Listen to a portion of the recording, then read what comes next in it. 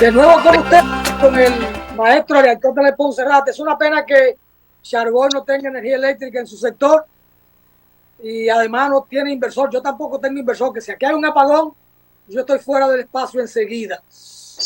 17 altos funcionarios Ponserrate no han presentado declaraciones de bien. No hay régimen de consecuencia. Tienen 3 meses de la elección a la toma de posesión.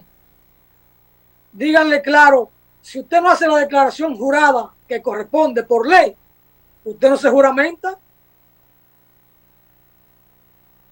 Y si usted en 3 meses no se ha juramentado, usted dejó de ser electo. Se somete a una terna y el nuevo legislador, en el caso del legislador, es decir, régimen de consecuencia. Las cosas no pueden ir. Tenemos al maestro Efraín Viveros ahí, don Alfonso. Bueno, adelante Ponserrate con Efraín. Comentaba, maestro Efraín, saludos, un abrazo fraterno desde acá, desde República Dominicana. Gracias, compañero, un abrazo.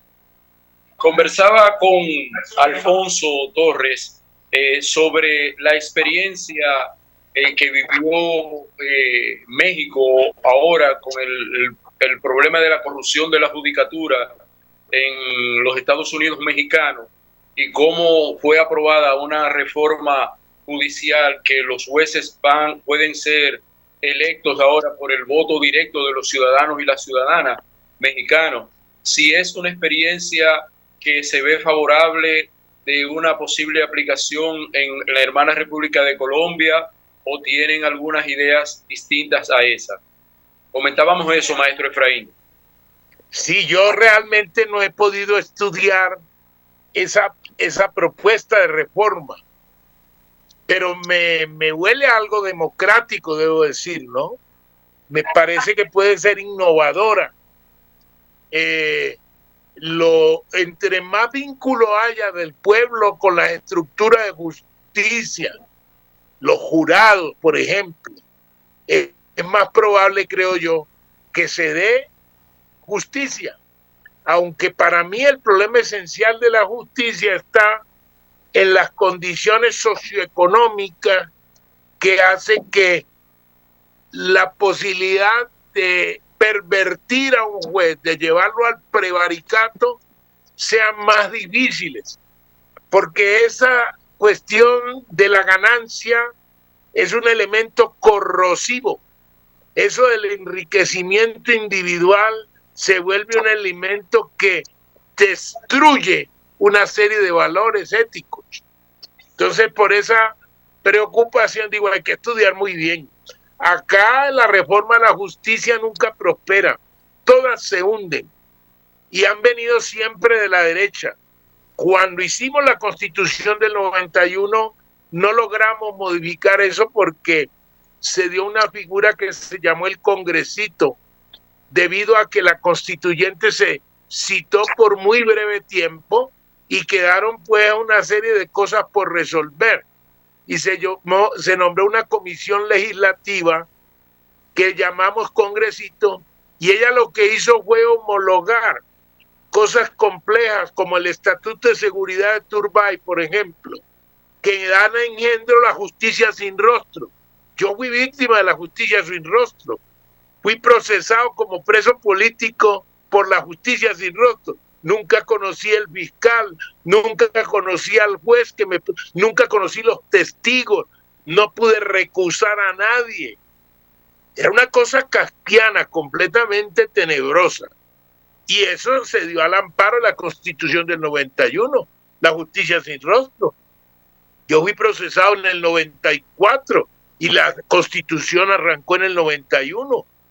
Entonces, esa cosa monstruosa de la justicia sin rostro, mire, pasó después de la Constitución del 91. Y por una institución llamada prolongación de la Asamblea Constituyente del 91. Cosa que poco se comenta, porque se le ha hecho mucho ruido a cosas de la Constituyente, pero este monstruo, por ejemplo, de cómo se prolonga una justicia fascista, de esencia fascista, no se habla al mundo. Y no fuimos pocos los luchadores populares los que fuimos procesados con esa justicia.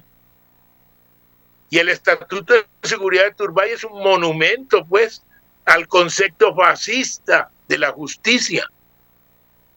Como dice Igor en su libro Los juristas del horror, y hemos estado llenos de juristas del horror que han admitido cosas como esa. Justicia sin rostro. Entonces ahí tenemos un reto de verdad muy grande, y eso lo puede resolver en gran medida la convocatoria de una Asamblea Nacional Constituyente democráticamente elegida, no con las actuales normas electorales. Una Asamblea Constituyente que sesione siquiera un año mínimo y que no tenga la sombra de un Congreso sesionando, sino que tenga plenos poderes, que es la verdad, el verdadero ejercicio constituyente. La del 91 nunca tuvo plenos poderes porque siguió funcionando el Congreso, y eso pues se volvió una cosa que se atravesaba a las decisiones de la constituyente. Entonces lo que tuvimos fue dos entes parlamentarios paralelos: Congreso de la República y Asamblea Constituyente, cosa que tampoco se suele mencionar mucho. La constituyente del 91 padeció muchos problemas, la forma como se eligieron los delegados, los llamados constituyentes. Y esa es una divergencia con Gustavo Petro, con quien milité en el PDA. Entonces aquí somos protagonistas políticos que nos conocemos hace mucho rato. Esa defensa cerrada que hace de la Constitución del 91 era equivocada, y ya empezó a entender y habla de necesidad de un proceso constituyente. Entonces necesitamos una nueva institucionalidad. Y yo celebro que México discuta eso lo celebro. Lo que no puedo opinar en concreto es sobre el proyecto porque no lo he podido estudiar. En el caso de Venezuela saludamos y llamamos al respeto de esa institucionalidad jurídica. Y creo que haya habido un error de nuestro gobierno al no definir rápidamente el respeto a las decisiones de los entes electorales y judiciales de Venezuela, porque lo demás es injerencismo. Ningún país está autorizado para definir si un proceso electoral en un país es o no un proceso válido. Eso le corresponde a las instituciones de ese país. Entonces en Venezuela ha habido un proceso. Yo fui testigo electoral en las elecciones regionales en Venezuela y me consta de la buena calidad del proceso, digo de calidad del proceso, de los mecanismos. Y en este caso, por lo que conozco de la ley venezolana, no se ha infringido absolutamente nada. Entre otras cosas, piden que se publique lo que es público en el momento de la votación, porque terminada la votación, cada delegado de partido queda con el acta de la mesa. Entonces, ¿qué van a publicar? Que publique lo que es público. Se inventaron ese espantajo de que las actas no se han hecho públicas. En Venezuela, tan pronto termine el escrutinio en la mesa, se lleva cada delegado de partido, cosa que no existe en Colombia. Y si hay algo antidemocrático es el colegio electoral en Estados Unidos. La gente vota en la urna una cosa y el colegio electoral decide otra. Entonces, ¿de qué reglas hablamos? Pero no, nadie dice que es ilegítimo Biden. Por ejemplo, si hay algo antidemocrático son la manera como se eligen los representantes al Congreso en Estados Unidos, donde un estado de 400,000 es igual a un estado de millones de habitantes. ¿Cómo es eso? ¿Qué democracia es esa? La cédula en Iowa vale más que la cédula en California porque tiene más derecho el de Iowa que el de California. ¿Quién cuestiona eso? Por favor. ¿Ah? Entonces aquí lo que es conveniencias políticas, intereses clasistas en el ejercicio de la justicia.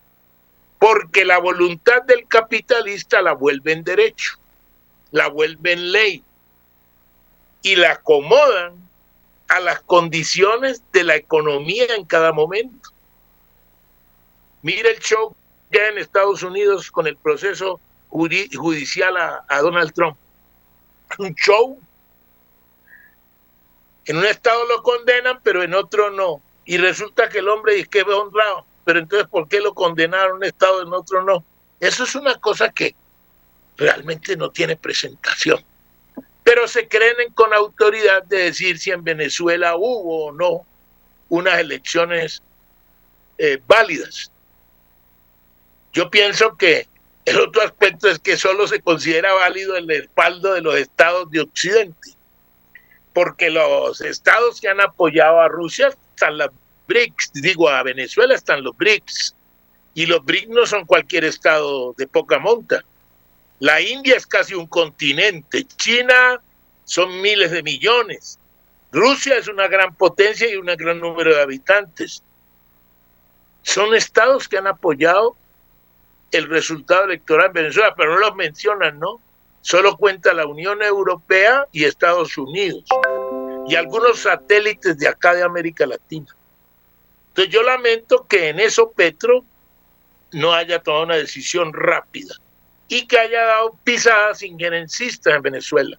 Saludo su discurso, en esa parte su discurso ayer en la ONU, reconociendo que hay una rebeldía en Cuba y en Venezuela y que el bloqueo es algo completamente abusivo e ilegal. Saludo esa parte. No todo su discurso, porque no comparto que se condene una experiencia tan importante como fue la Unión de Repúblicas Socialistas Soviéticas y que se ande pregonando que el socialismo que construyeron en la URSS no sirve para nada. Creo que la humanidad, si algo debe hacer, es retomar esa historia y aprender de ella, que no fue perfecta, pero que le entregó unos resultados en derechos humanos que no ha entregado ningún otro proceso económico social en el mundo, los derechos que lograron los ciudadanos soviéticos. Entonces Petro anda descalificando cada paso acá en Colombia, en el exterior, los logros de la revolución rusa. Y eso es un error, porque deseduca. Ahí es que beber de esa experiencia, corregir sus errores y no andarla descalificando para defender paradigmas que nadie ha podido mostrar.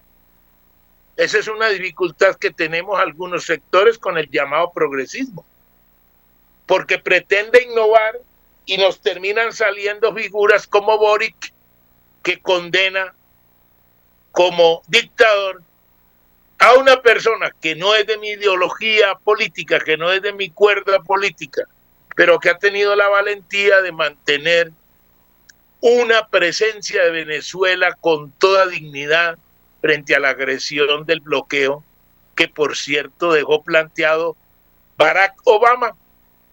Barack Obama fue el que sacó el decreto ejecutivo para declarar a Venezuela una amenaza.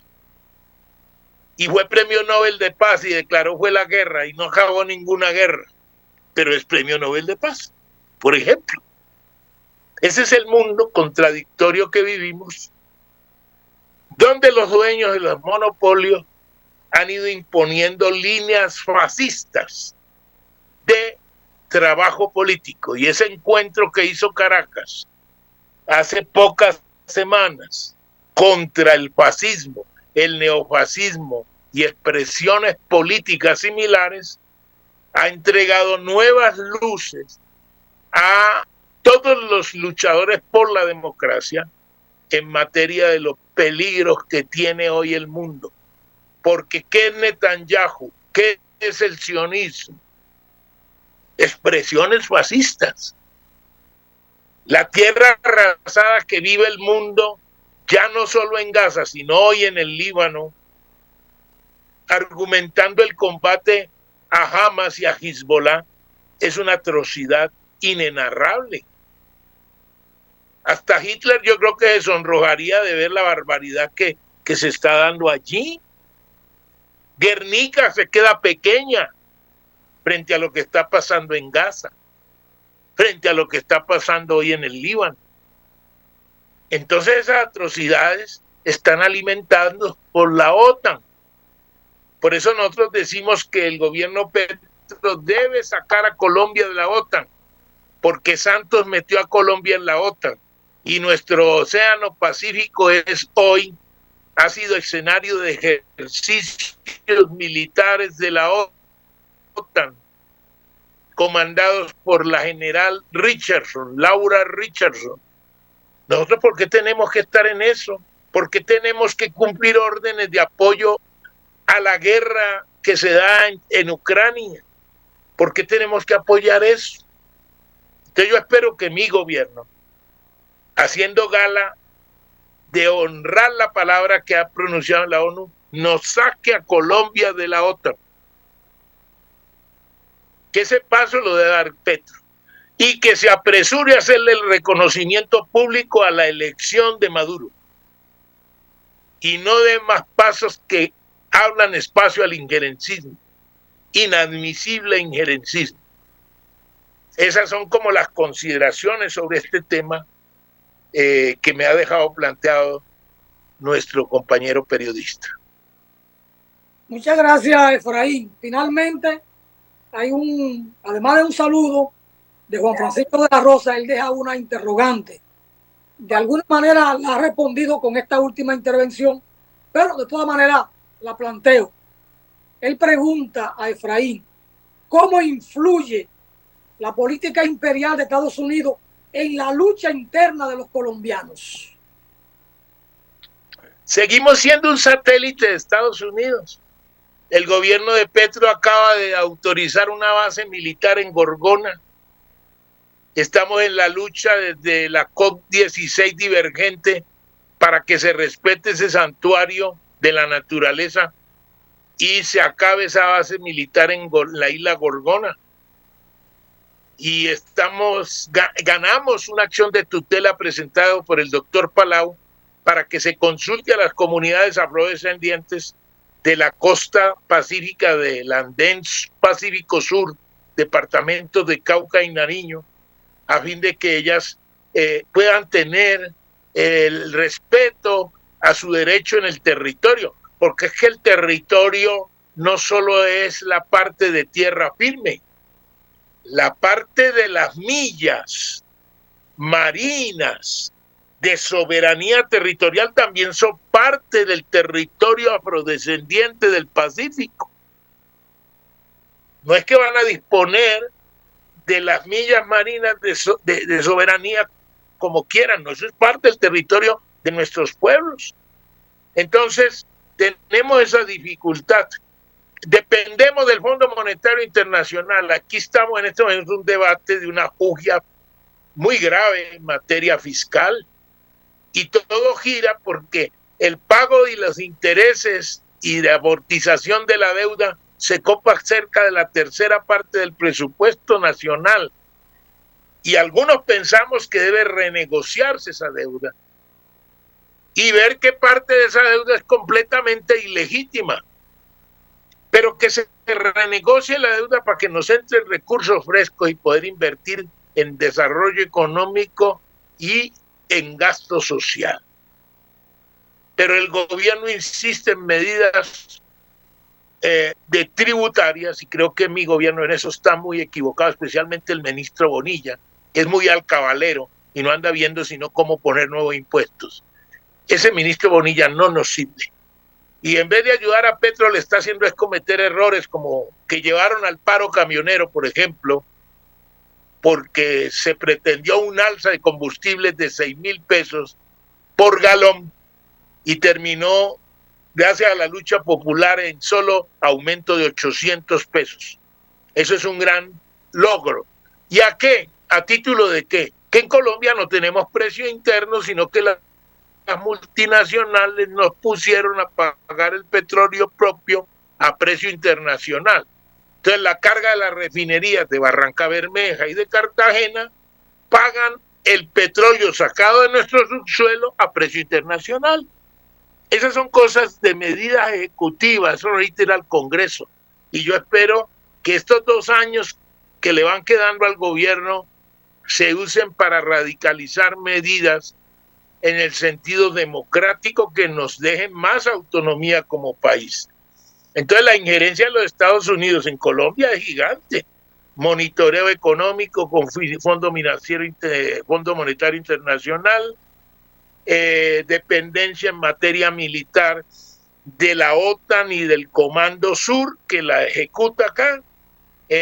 Tenemos una presencia invasiva de capital norteamericano que no es precisamente un capital que viene a hacer favores, porque esas industrias no respetan la dignidad de los trabajadores y los explotan a su manera como les da la gana, con una legislación laboral que cada día es más pisoteada y casi no se aplica. Por eso la actual reforma laboral no va a beneficiar sino máximo al 1% de los trabajadores. Entonces necesitamos un nuevo estatuto, algo nuevo que llama Estatuto del Trabajo.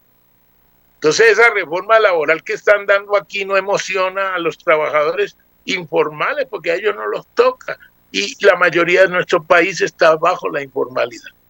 Entonces estamos a una égida de la idea de patio trasero y todas las teorías del combate al narcotráfico, al llamado narcoterrorismo, vienen de Washington. Plan Colombia, por ejemplo, que sigue vivo. El gobierno de Petro no ha logrado librarse del ejercicio del Plan Colombia. Eso es lo que puedo apuntar para no fatigar a sus queridos oyentes, mi querido periodista. Muchas gracias, hermano, interesantísimo, pero por las valoraciones que nos hace, que nos presenta, parecería que Petro es un santito en su relación con el imperio.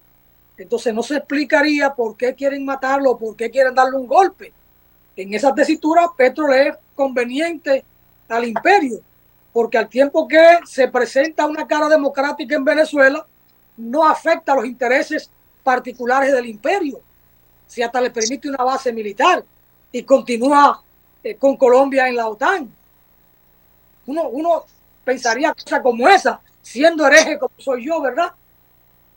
Pero bueno. Pues eres un buen hereje porque esa reflexión no la hace el común de la gente.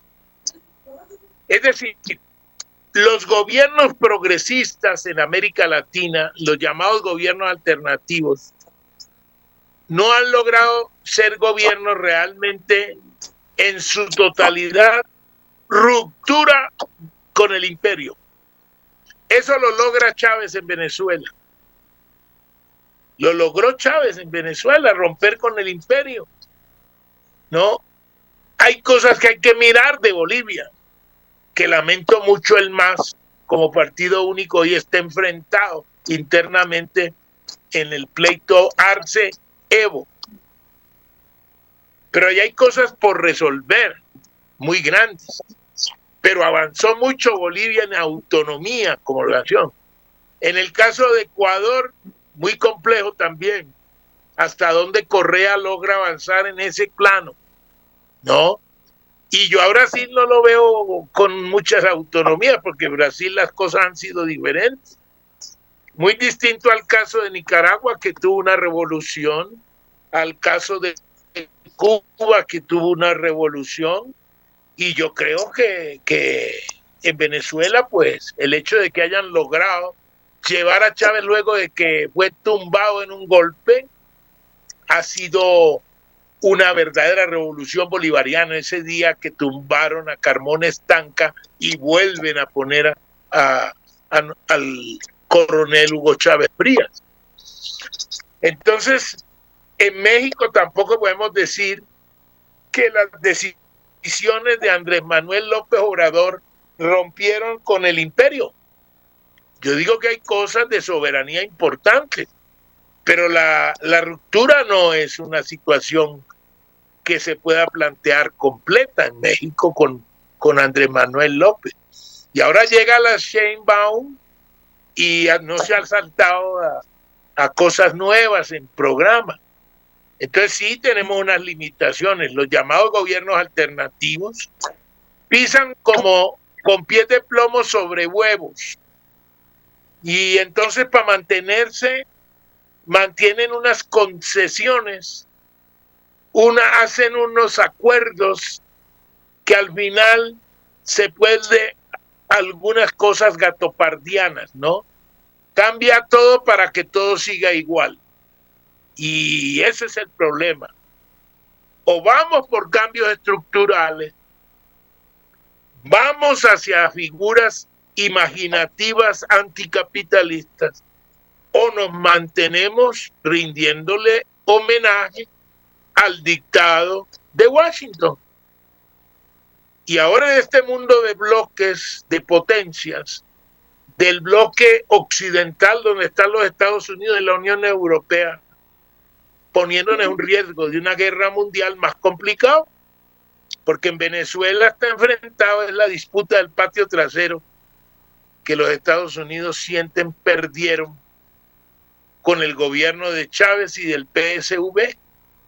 Y veo una valentía en el pueblo venezolano en afrontar tanta dificultad, igual que Cuba, para mantener su propio destino. Dejaría por allí. Maestro, dice Juan Francisco en el chat, Petro está haciendo esfuerzo por salir vivo de su mandato. Esa apreciación en Colombia es válida. Yo soy víctima de un atentado criminal. Tuve 3 meses hospitalizado. Tenemos varios en mi movimiento compañeros que han pasado por situaciones similares. En Colombia hay unos núcleos fascistas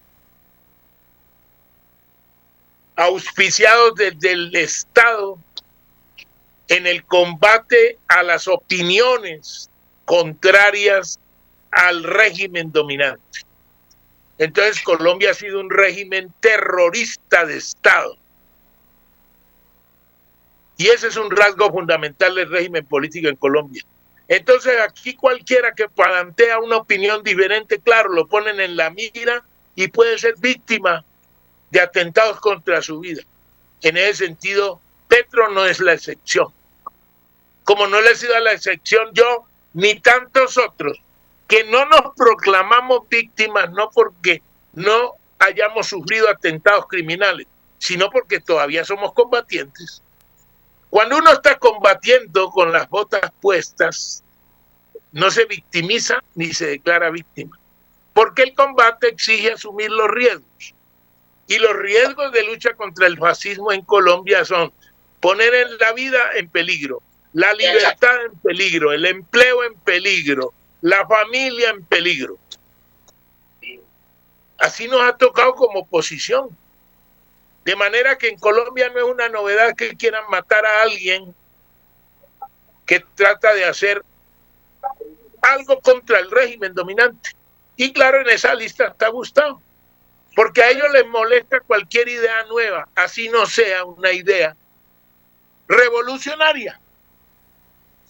Porque el fascismo no solo persiguió, por ejemplo, comunistas, en el caso en Alemania. Es que para el fascismo cualquier idea democrática era blanco de su acción. No hay que ser revolucionario ni comunista para que el fascismo te persiga. Entonces, claro, es cierto. Todos los luchadores colombianos que estamos enfrentados a la oligarquía estamos en peligro. Todos, sin excepción. Aquí no hemos pasado a un estado nuevo donde podamos decir que eso no existe. Y el paramilitarismo es un engendro del terrorismo de Estado. La Jurisdicción Especial de Paz ha logrado desenmascarar cosas. 6.400 y pico de víctimas de falsos positivos para poder presentar una guerra que se va ganando. Sí, pero ¿quién dio la orden? ¿Quién dio la orden? ¿Cómo van a presentar como un asunto de manzanas podridas 6.000 asesinatos? Ustedes que han vivido allá en Dominicana situaciones de terror por una dictadura saben bien que cuando se mata por miles hay quien de la orden, y la orden no la da un mando medio, la orden la da una política de Estado. Y aquí se quiere tapar eso. En eso Petro ha sido valiente insistiendo que hay quien dio la orden. Y la orden viene del comandante supremo de las fuerzas militares, de Álvaro Uribe, de su ministro de Defensa en su momento, Juan Manuel Santos. De ellos vienen las órdenes. De anteriores presidentes, de Turbay, de Pastrana, que volvieron política de Estado el eliminar, como dice la teoría del enemigo interno, al contradictor político. Por eso en Colombia tener una personería jurídica como movimiento es una cosa complicadísima. No se abre espacio a la libertad política. Aquí es un lío poder ser candidato.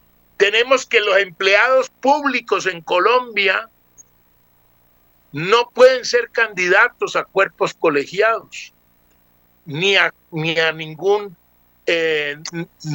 cargo de nominación unipersonal. Para poder hacer yo política tuve que renunciar a ser instructor del SENA, porque si seguía siendo empleado público no podía aspirar a un cargo en el Consejo, en el Congreso, en la Asamblea. Y hoy sigue igual. La Constitución del 91 no derogó la reforma administrativa de Llera Restrepo en el 68, que quitó ese derecho a los servidores públicos, como dicen los abogados, esa capitis diminuti. Maestro Efraín. Maestro, técnicamente hay que ir a una pausa, sencillamente escuchando una cátedra. Muchas gracias por estar con nosotros y esperamos que otro día acepten nuestra invitación, maestro.